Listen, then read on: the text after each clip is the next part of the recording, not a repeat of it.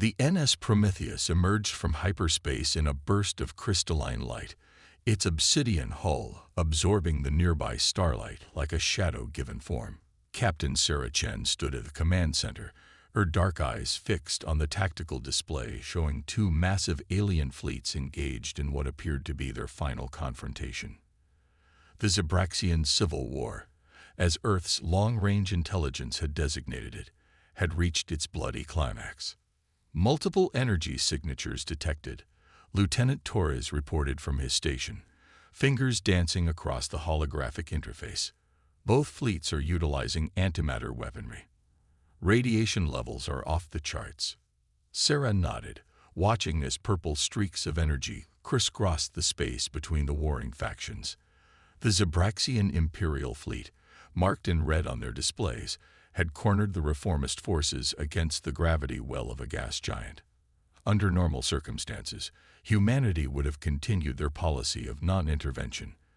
But these weren't normal circumstances. Dr. Morrison, what's the status of the quantum readings? Sarah asked, turning to the civilian scientist who had earned her place on this diplomatic military mission. The older woman adjusted her glasses, a habit she maintained despite corrective surgery. The tear is forming faster than our models predicted. At this rate, it'll manifest within 72 hours, not the 2 weeks we originally calculated. That was the real reason the Prometheus had revealed itself. The Zabraxians, locked in their civil war, remained oblivious to the quantum anomaly forming at the edge of their system, a tear in spacetime that would devour their entire civilization if left unchecked. Launch the diplomatic buoys, Sarah ordered. Full spectrum broadcast, all known frequencies.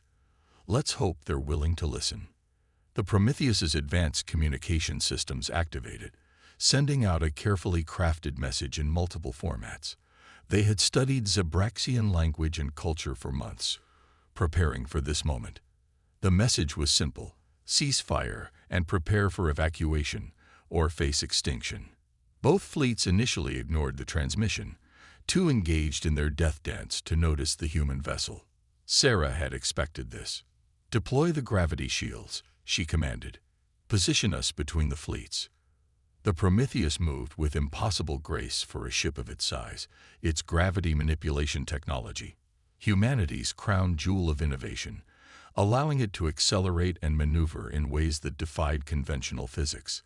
The ship took position directly between the warring factions, its defensive systems activating.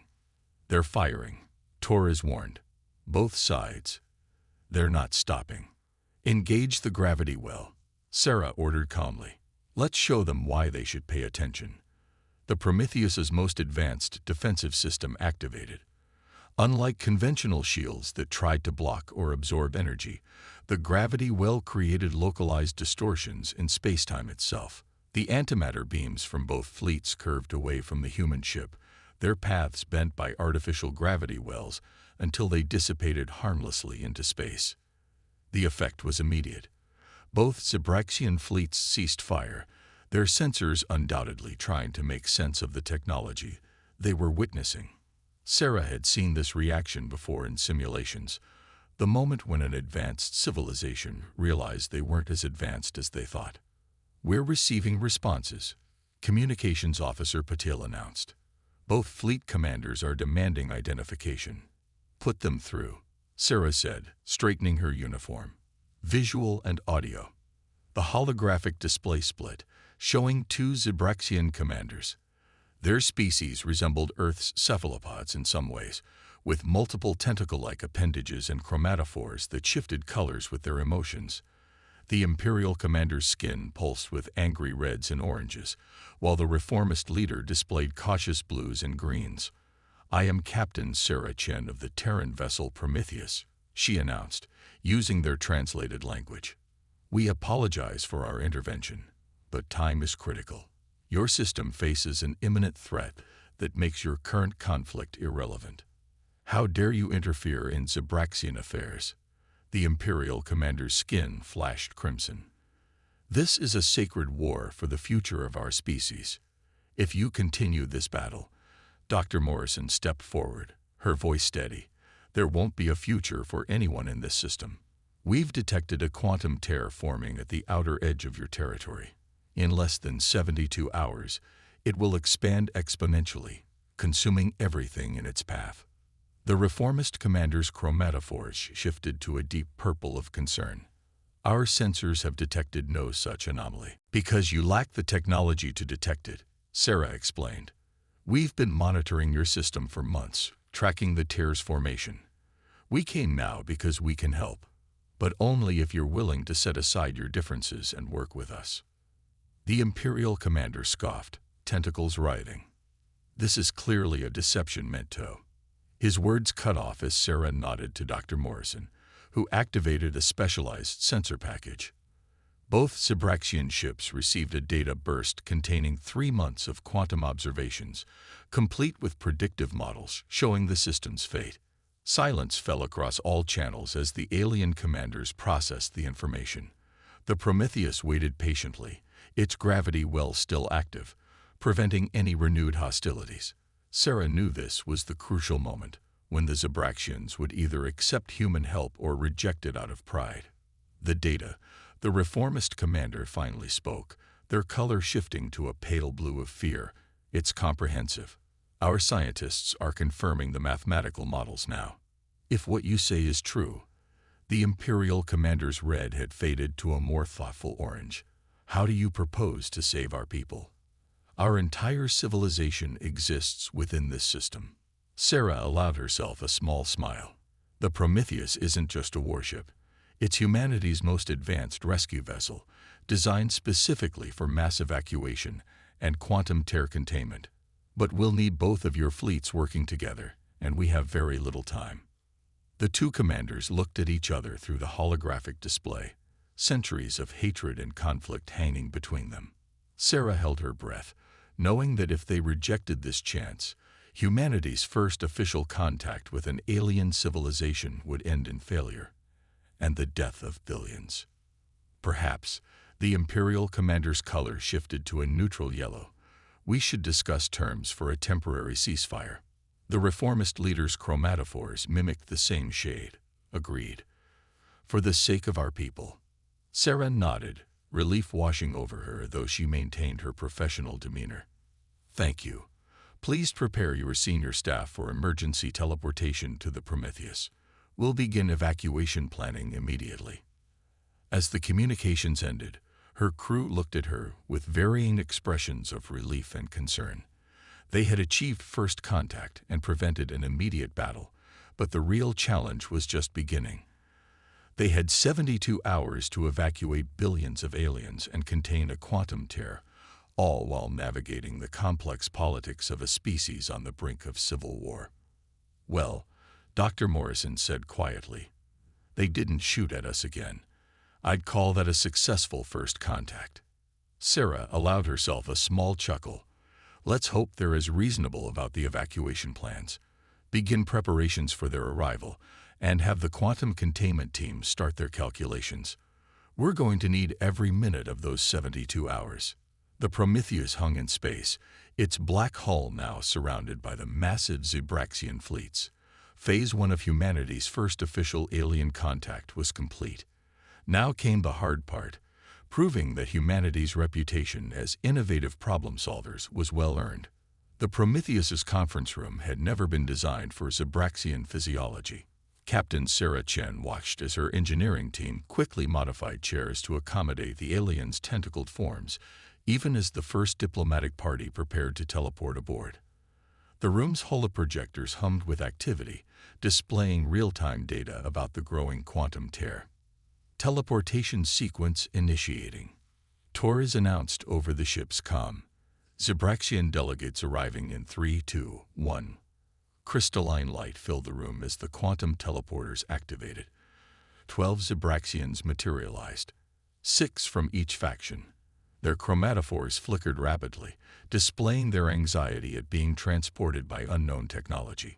Sarah noted how the Imperial and Reformist delegates instantly separated to opposite sides of the room, their tentacles coiled tightly in defensive postures.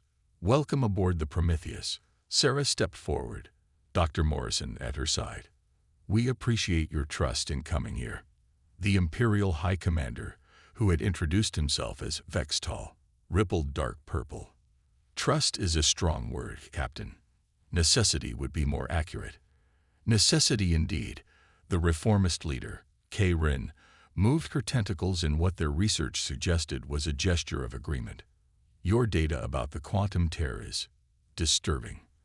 Our scientists confirm your predictions. Dr. Morrison activated the central holographic display, showing a three-dimensional model of the Zabraxian system. A growing void marked the location of the quantum tear. The tear is actually accelerating faster than our initial estimates. We now have closer to 68 hours before total system collapse. The room erupted in flashes of color as the Zabraxians processed this information. Sarah had studied their color language extensively. The rapid shifts between red, blue, and white indicated extreme distress. How? One of the Imperial scientists demanded, their skin pulsing with frustrated oranges.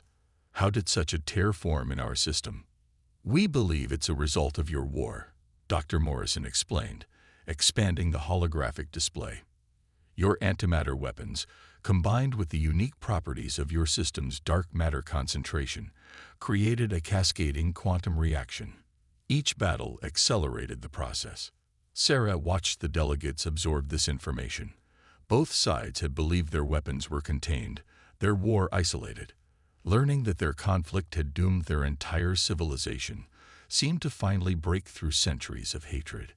The evacuation plan, Sarah continued, bringing up new holographic models, will require unprecedented cooperation between your forces. The Prometheus can generate a containment field around the tear, but we'll need your ships to maintain a precise geometric formation to extend the field's range. You expect us to coordinate with them. Vextal's skin flashed angry red. After everything they've done. With respect, High Commander, Sarah's voice hardened slightly. Your choices are cooperation or extinction. We've mapped out evacuation zones for every major population center in your system. But we'll need both your fleets working together to create stable corridors for civilian ships. K. Rin's chromatophores shifted to a thoughtful blue. What guarantees do we have that this evacuation will be fair? That one side won't be given preference over the other.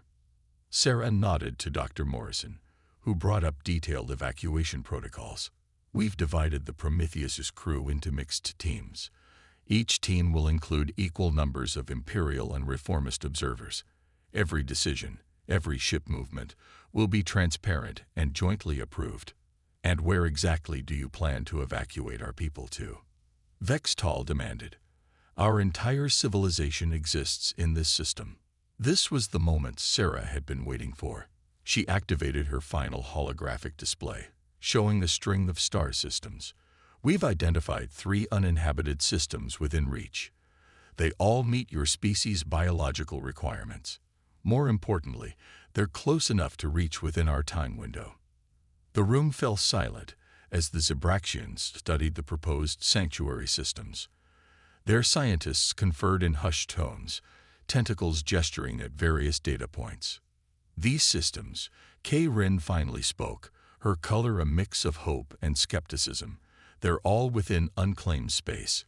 No other species has rights to them. Humanity has been mapping and cataloging habitable systems for decades, Sarah explained. We maintain databases of unclaimed worlds specifically for situations like this. Consider them our offering, a foundation for your people to rebuild. The delegation erupted in discussion, colors flowing across their bodies in complex patterns. Sarah watched as Imperial and Reformist scientists gradually moved closer together, their shared crisis overcoming ingrained animosity as they analyzed the data. Time is critical, Dr. Morrison interjected gently. The tear's growth is exponential. Every minute we delay reduces the number of people we can save. Vextal and K. Rin exchanged looks, their chromatophores shifting through similar patterns of blue and green. Finally, Vextal's skin settled into a resolved purple. The Imperial fleet will cooperate, he announced, for the survival of our species. The Reformists as well, K-Rin's color matched his. We can resume killing each other after our people are safe. Sarah chose to interpret the last comment as Zabraxian humor. Excellent. We've prepared detailed briefing packages for your command staffs. We'll begin fleet repositioning immediately, followed by civilian evacuation protocols. As the delegates received their briefings, Sarah stepped back to confer with Dr. Morrison. 68 hours to evacuate billions of people and contain a quantum tear, the scientist mused. I don't suppose you have any other miracles hidden in the Prometheus' systems. Sarah watched the Zabraxians beginning to work together, centuries of conflict temporarily set aside in the face of extinction. The real miracle will be keeping this alliance together long enough to save everyone. Have the quantum containment team begin their calculations. We're going to need every advantage we can get. Outside the conference room's viewports, the combined Zabraxian fleets were already beginning to move into their assigned positions. The Prometheus's black hull seemed to absorb the light of the system's sun, as if gathering strength for the monumental task ahead. They had achieved cooperation, but the real test was just beginning. Alarms blared through the Prometheus as the quantum tear expanded violently, far ahead of their predictions. Captain Sarah Chen gripped her command chair, watching as the void consumed another chunk of space nearly twice the size of Earth's moon. Status report, she demanded, eyes fixed on the tactical display where hundreds of civilian ships struggled to maintain their evacuation corridors. Lieutenant Torres's fingers flew across his console. The tier's growth rate has increased by 300%. Dr. Morrison's team is recalculating, but preliminary estimates suggest we've lost at least 15 hours of our window. 53 hours. They now had 53 hours to evacuate billions of beings across 3 star systems. Sarah watched as the combined Zabraxian fleet struggled to maintain their formation, their ships straining to generate the containment field that barely slowed the tier's growth. Captain, Communications Officer Patel's voice was tense. We're receiving distress calls from the mining colonies in the outer system. Their evacuation ships are running into some kind of spatial distortion. Before Sarah could respond, the conference room doors slid open. High Commander Vextal surged in, his skin pulsing with angry reds and fearful whites. Captain Chen. The Imperial colonies report their ships are being torn apart by gravitational forces that shouldn't exist. The tear isn't just growing, Dr. Morrison announced, rushing onto the bridge with her tablet displaying complex quantum calculations. It's evolving. The void is generating gravitational eddies, like a cosmic whirlpool. Our models didn't account for this level of quantum complexity. Sarah made a quick decision. Divert the Prometheus to the outer colonies. Lieutenant Torres, prepare to extend our gravity shields to cover their evacuation routes. Dr. Morrison, I need options for these spatial distortions. The massive human ship broke away from its central position, its advanced engines allowing it to cross the vast distance to the struggling mining colonies in minutes rather than hours. Through the view screen, Sarah could see the problem immediately. Space itself seemed to be folding and twisting, creating visible distortions that threatened to tear apart any ship that ventured too close. Remarkable, Dr. Morrison muttered, scanning the phenomenon. The tear isn't just consuming space-time, it's warping it. These distortions could spread throughout the entire system within hours. We don't have hours, Sarah reminded her. Those colonial ships are packed with civilians. How do we get them out? The scientist's eyes lit up with sudden inspiration. The gravity shields, we can reconfigure them to create safe corridors. Instead of just blocking the distortions, we can use them to stabilize local space-time. Do it, Sarah ordered. She opened a channel to the Zabraxian fleets. All ships, this is Captain Chen. We're about to attempt something that's never been tested. When I give the signal, I need every ship with gravity manipulation capability to synchronize with the Prometheus's shield frequency. K-Rin's voice crackled over the comm. Captain, half our ships don't have that technology. The reformist civilian fleet will be protected by those who do. Sarah cut in. This isn't about factions anymore. Every ship with the capability needs to participate, or we lose the entire outer colony population. There was a moment of tense silence before both Zabraxian commanders acknowledged the order. Sarah watched as hundreds of ships, both Imperial and Reformist, moved into position around the colonial evacuation route. Shield reconfiguration complete, Dr. Morrison announced. But Captain, this will put immense strain on our systems. We've never attempted to synchronize our gravity technology with alien ships before. Sarah nodded grimly. No choice. All ships, synchronize gravity shields on my mark. 3, 2, 1. Execute. The effect was immediate and stunning. The Prometheus's advanced gravity manipulation technology linked with the more primitive but numerous Zabraxian systems, creating a massive network of overlapping fields. The spatial distortions visibly bent around the protected corridor, creating a stable pathway for the colonial ships. It's working, Torres reported excitedly. Colonial ships are beginning emergency evacuation procedures. First wave is already clear of the distortion zone. But Sarah could feel the Prometheus shuddering beneath her feet.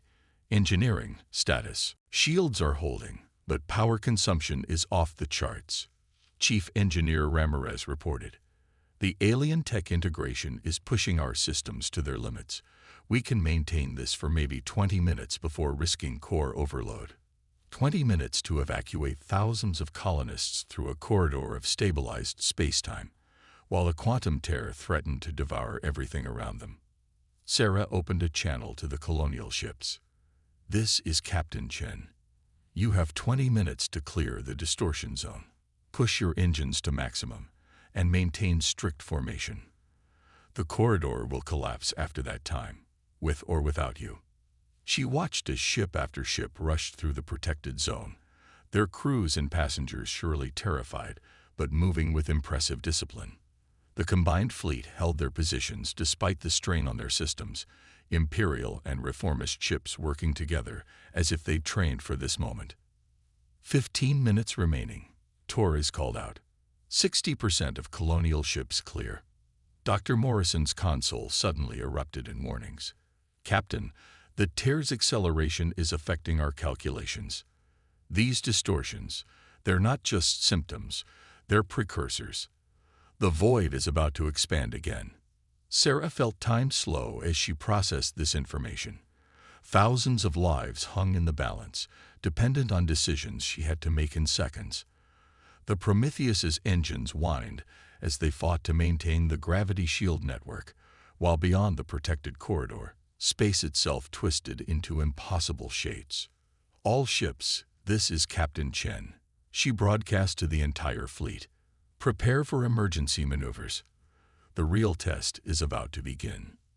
The Prometheus's bridge was awash in red emergency lighting as the quantum tear unleashed another massive expansion. Sarah watched in horror as the void swallowed an entire asteroid field in seconds, the rocks simply ceasing to exist as they crossed the event horizon. Last colonial ship clear of the distortion zone, Torres reported, his voice hoarse from hours of continuous updates. But we've got bigger problems. The tear's new growth pattern, it's headed directly toward the main evacuation fleet. Dr. Morrison's calculations painted a grim picture on the main display. The void was no longer expanding uniformly, but reaching out with tendril-like protrusions that seemed to target the largest concentrations of mass. The main evacuation fleet, carrying millions of Zabraxian civilians, presented an irresistible attraction. We need to move those ships now, Sarah ordered, opening channels to both Zabraxian commanders. All civilian vessels must alter course immediately. The tear is. A massive explosion cut her off. One of the Imperial heavy cruisers providing gravity shield support had suddenly detonated, its reactor core breaching in a spectacular blast that rippled through the fleet's defensive formation. Multiple ships reporting critical system failures, Patil announced, his console flooding with distress signals. Something's wrong with their gravity shield generators. They're overloading simultaneously. K-Rin's voice crackled through the comm, her chromatophores visible, even through the grainy transmission. This was no accident. We're detecting sabotage signatures in the shield synchronization protocols. Someone modified the code to cause cascading failures. Sarah's mind raced. They had suspected there might be hardliners opposed to the evacuation, beings so committed to the Civil War that they'd rather die than cooperate. But this level of coordination suggested something far more sinister. Dr. Morrison, can you isolate the corrupted code? Sarah demanded, watching as more ships began showing signs of system instability. Already trying. The scientist's fingers flew across her console. The saboteur was brilliant. They used our own gravity shield synchronization as a delivery system for the virus. Every ship that linked with our network is infected, including the Prometheus. Sarah asked, dreading the answer. No, our quantum firewalls blocked it. But the Zabraxian ships don't have the same protection. We've got maybe 10 minutes before their generators reach critical mass. Another explosion rocked the fleet as a reformist destroyer succumbed to the sabotage. The ship's destruction created a gap in the gravity shield network, allowing spatial distortions to tear into the previously protected zone. Civilian ships scattered in panic, their carefully planned evacuation routes dissolving into chaos. Captain, Torres called out urgently. The quantum tear, it's reacting to the explosions. The energy releases are accelerating its growth exponentially. Sarah made a split-second decision. All ships, this is Captain Chen. Emergency Protocol Alpha Zero. Shut down all gravity shield generators immediately. Repeat. Shut down all gravity systems now. But Captain, Vextal protested, his skin pulsing with alarm. Without the shield network, the spatial distortions will be less destructive than having your entire fleet explode. Sarah cut him off. Do it now. She watched as ships throughout the fleet powered down their gravity systems. The protective corridor began collapsing immediately, space-time twisting and folding in impossible ways. But at least the ships stopped exploding. Dr. Morrison, tell me you have something. Sarah demanded, watching as the void continued its inexorable advance toward the civilian fleet. Maybe the scientist was completely focused on her calculations. The saboteur used our gravity technology against us, but they didn't understand its full capabilities. If we invert the Prometheus's shield matrix, we might be able to create a temporary quantum barrier. Might isn't very reassuring, Sarah noted, but they were out of options. What do you need? The ship's entire power reserve, including life support backup. And we'll need to get dangerously close to the tear's event horizon. Sarah opened a ship-wide channel. All hands, this is the captain. Prepare for emergency power protocols. All non-essential systems will shut down in 30 seconds. Engineering, divert everything to the shield matrix. The bridge lights dimmed as power was rerouted. Sarah felt the artificial gravity fluctuate as non-critical systems went offline. The Prometheus turned toward the approaching void, its black hull seeming to absorb the very absence of space-time that threatened them. Captain, Paddle's voice was quiet but urgent. We're receiving a transmission. It's coming from inside the Imperial flagship. Put it through, Sarah ordered, though she suspected she knew what was coming.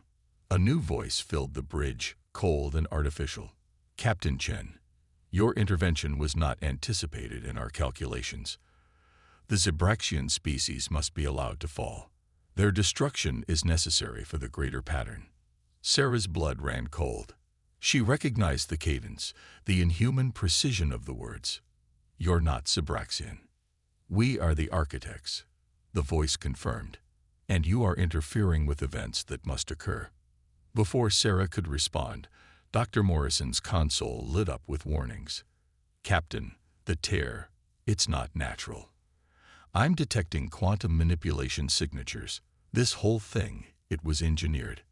The revelation hit Sarah like a physical blow. They weren't just fighting against time and physics. They were up against an intelligence that had deliberately created this catastrophe, an entity powerful enough to tear apart space-time itself.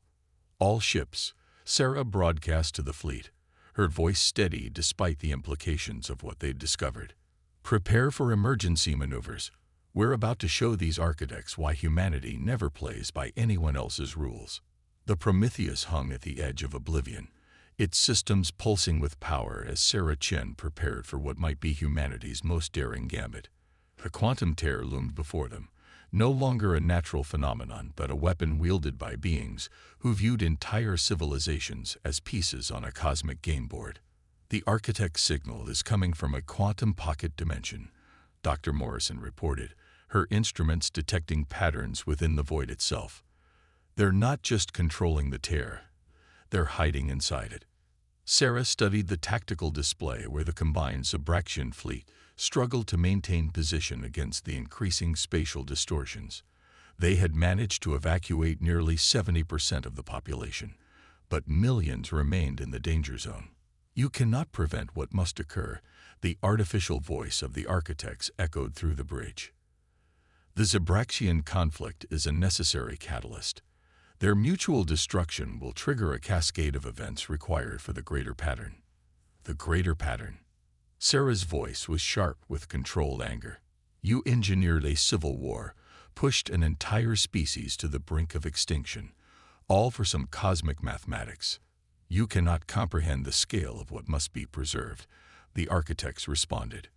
The pattern exists across millions of years, billions of light years.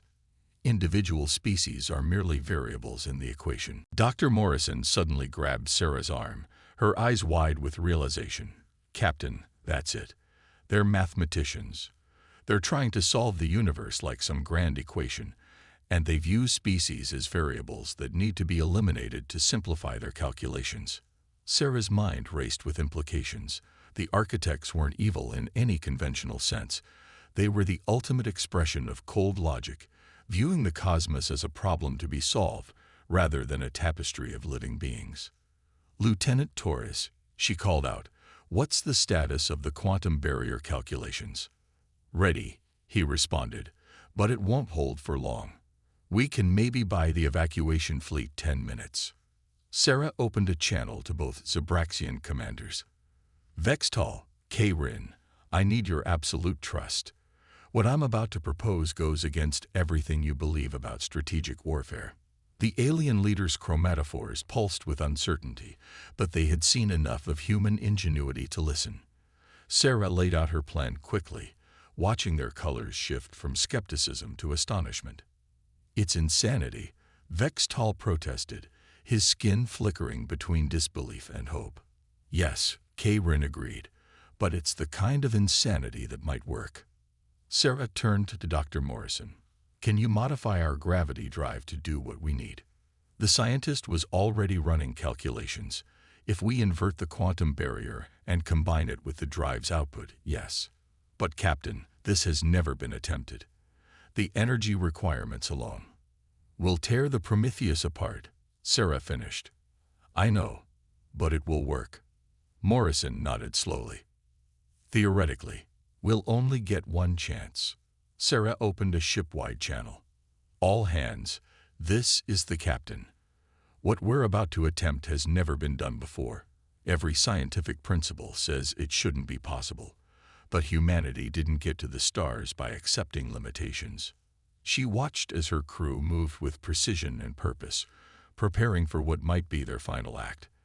The Zabraxian fleets began moving into position, their formations creating a complex geometric pattern around the Prometheus. Your efforts are futile, the architect's voice had taken on a note of what might have been confusion. Our calculations are perfect. The pattern must be maintained. That's your fundamental error, Sarah replied, watching as the final preparations were completed. You treat the universe like a math problem, but life isn't about perfection. It's about adaptation, evolution, and most importantly, cooperation. She nodded to Dr. Morrison, who began the sequence. The Prometheus's gravity drive powered up beyond its design specifications, its energy output combining with the quantum barrier in ways that defied conventional physics. The Zabraxian ships added their power, creating a resonance pattern that amplified the effect. What are you doing? For the first time, the architect's voice held something like concern. These energy patterns are not possible. They violate fundamental laws. They violate your laws, Sarah corrected, gripping her chair as the ship shuddered around her. Humanity's greatest strength isn't our technology or our intelligence. It's our ability to look at the impossible and say, why not? The Prometheus's hull groaned as space-time itself began to warp around it.